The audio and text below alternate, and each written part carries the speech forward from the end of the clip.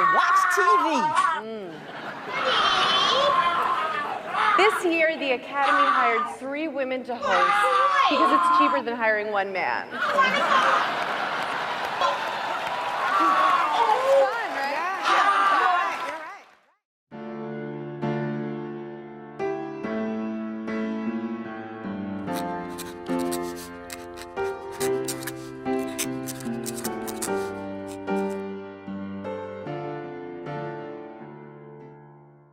Welcome to the Hollywood Scholar. I'm Jed Morgan, and I had the unfortunate torture of watching every single second of the Oscars last night. Let me tell you, it was horrific. It was just as cringe and idiotic as I expected it to be, just within the first few minutes. And I'm going to break down the entire thing, and especially the drama that everyone's concerned about, and even some of the behind-the-scenes stuff that we found out later on. But first of all, I want to see if anyone else watched the Oscars. Let me know in the comments below if any of you decided to torture yourself with this utter abysmal shit. And let's get right into it with the hosts, and they were by far the worst part of it. Every single time they were on stage, I was cringing. If they weren't in it, it would have been almost fine. I mean, most of the acceptance speeches were a little cringe and mentioned politics a few times, but it wasn't to the degree that you normally expect from Hollywood.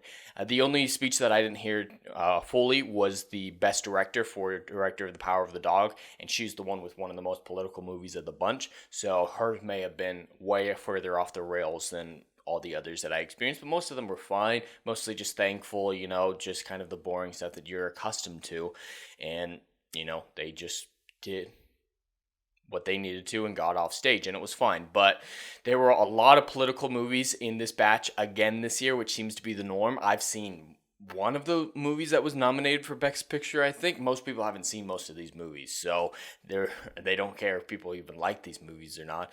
But yes, by far, the worst part were these 3 women. They were so unfunny. I thought Amy Schumer would be the worst of the bunch, but it was definitely not just her that was responsible for some of this abysmal shit that we got out of this.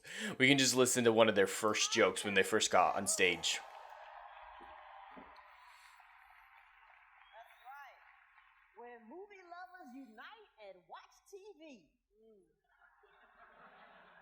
This is... This year, the Academy hired I feel like... 3 women to yeah. host because it's cheaper than hiring 1 man. That is so bad. I feel like a lot of those people are laughing out of pity or like they're forced to. So, yeah, that is the best it gets. That is the best they do after 3 hours. The other scene that really stands out is when they all decide to dress up. And according to her, it's supposed to be all of them dressing up from King Richard. She dresses up as Richard and they dress up as the sisters. Obvious problem there. All her jokes this night were making fun of her whiteness. She's not going to do blackface at the Oscars. So yeah, she descends from the ceiling dressed in a crappy Spider-Man costume, spraying these silly string cans. Yes, it is as cringe as it sounds.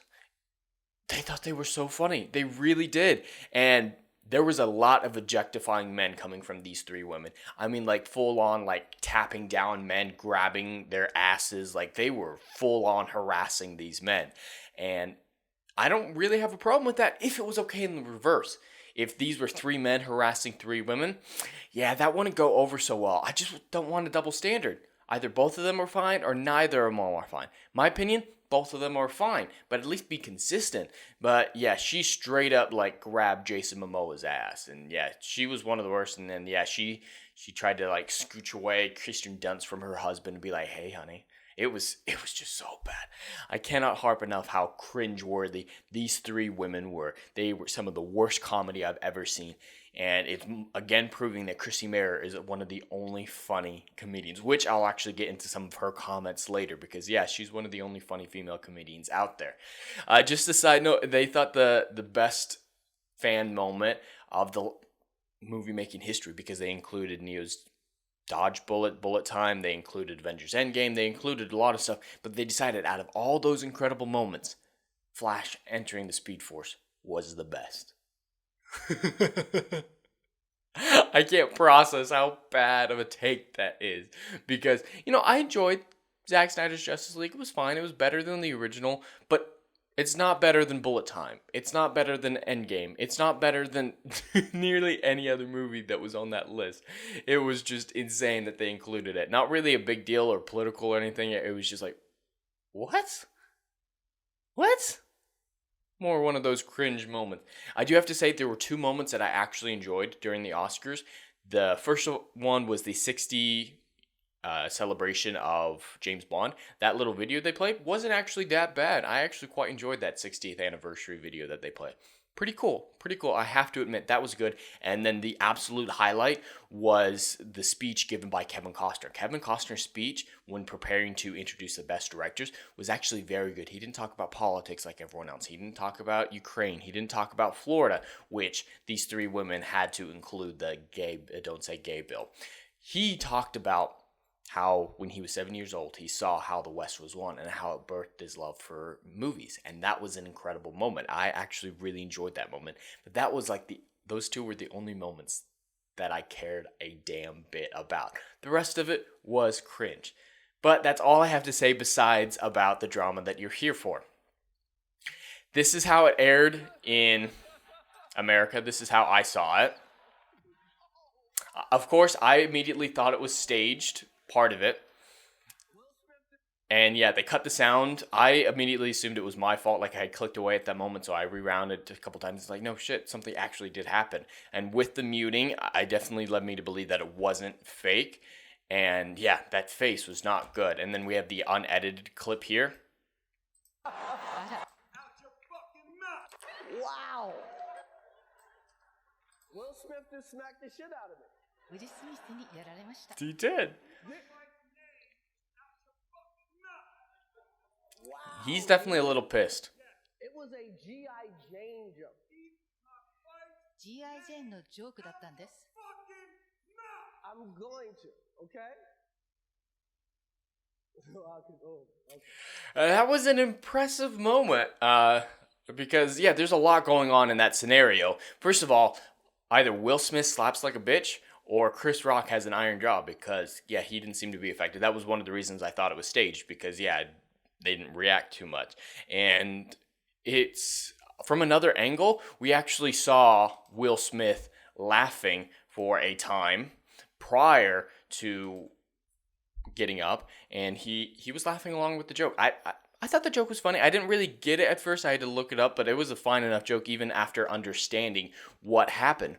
But there's a side shot that I wasn't able to find for us where Jada is just pissed, rolling her eyes. She looks over at Will Smith, and that's kind of what snapped it for him. He was laughing, and then he was in this mode. And that is exactly kind of what we've come to expect from Hollywood celebrities, is they're just, do what the wife says. And that's pretty common even from non-Hollywood. But after everything Jada did, she cucked him hard, and now he's a dog that's whipped. He's a whipped dog doing whatever she wants, and that's really sucks. Like, I do like Will Smith. I do like his acting, and I do like a lot of the stuff he does as a normal person. But this wasn't a good display of the man I've come to respect, at least to the degree I can respect a celebrity. But after everything that happened with Jada, you're going to interrupt an award celebration to slap a man for making a joke about your wife's hair. And that wife cheated on you with a lot of people. I love Chrissy Mara's comment on it because this is an interesting way to find out that Chris Rock had sex with Jada. Now, that would make sense. Of all this, that would make sense. As soon as he found out that she was mad about it, he's like, ooh, this is an opportunity to get back at Chris Rock.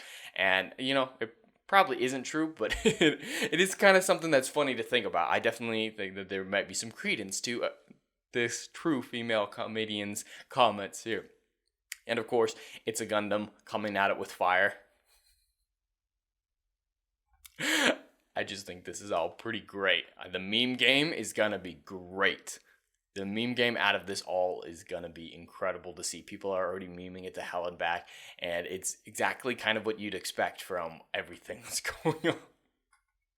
And the other thing that led me to believe that it wasn't fake, as I initially supposed, is you can kind of see it here. Will Smith has been brought off to the side by Tyler Perry and Denzel Washington, kind of consoling him. As soon as I saw this footage, that was when I'm like, okay, this is real. He actually did it, and there's something else going on here. And that plus them holding hands for the rest of the ceremony, she was definitely like saying, hey, you did the right thing.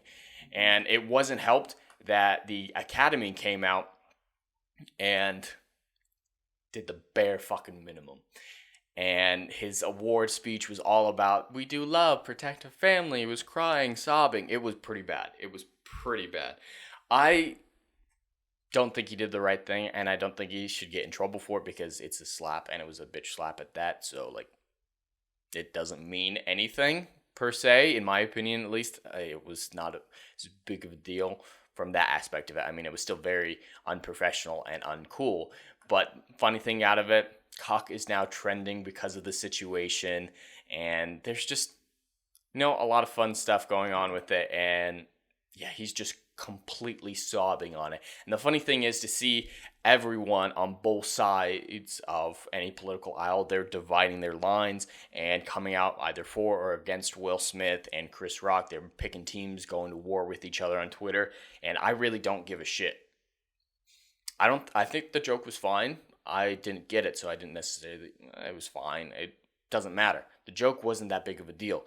His reaction, he was laughing at first, so he definitely didn't think it was a big deal until his wife yanked his chain a little bit, yanked on his leash. So it's just a weird situation. I don't respect any Hollywood celebrities really that much anymore, so this doesn't affect my opinion of any of them, and I don't really care one way or another. I'm not on either side. A lot of people are coming out on sides. I don't give a shit. And love will make you do crazy things. That's the best apology he does. He apologized to the Academy, but not Chris Rock. And it's come out later that they've settled their beef. He's not pressing charges, and I wouldn't expect him to. It was a bitch slap and didn't really affect him in any way.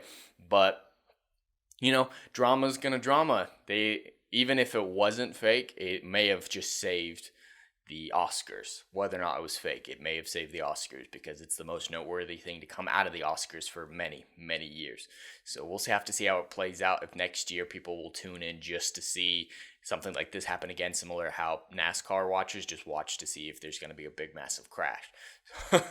Which I get it. I get it if this is what we have to come to expect in the future. They haven't released the viewing numbers for this Oscars yet. I was looking for those, hoping to include those in this video, see if it actually broke the record of even last year's lowest recorded record for the Oscars. And this may have saved it because I imagine there was a big boost in viewership after the news of this dropped. So it may have beaten that all-time low record or surpassed it and did better than that record of last year. We'll have to wait and see once they release those numbers, but I'm not particularly sure yet. And then, of course, no one actually cares, especially after that drama, who actually won all these Oscars, because no one saw most of these movies. I saw one of them. Yep, I saw Dune. And Dune definitely deserved a lot of the visual effects one, sound effects one. Then and Spider-Man, I wanted to take the cake for all of them. Besides that, I don't really care. I didn't see Coda, so I don't have an opinion on that. The only other thing I cared about besides Dune getting Best Picture out of these was Andrew Garfield getting it for Tick, Tick, Boom, because that was a great film. I did actually see that one, and that one was very good. But Will Smith got it for King Richard. But no one actually cares. How many people actually saw these movies? The majority of them didn't. And I said there wasn't super amount of cringe. There wasn't a super amount of political cringe, but it was still there to a strong degree. And her entire speech was about her being queer. It's exactly what I expected it to be. Cringe, garbage, politically motivated, and unfunny with a touch of drama, as everything that we've come to expect from Hollywood. So we'll have to wait and see how many people actually decided to torture themselves, as I did, how many people came out to view it. We're just going to have to wait and see how it all plays out. But anyway, that's all I have for today. I'd love to hear your thoughts in the comments below. Please like, share, and subscribe, and I will see you in the next video. Anon.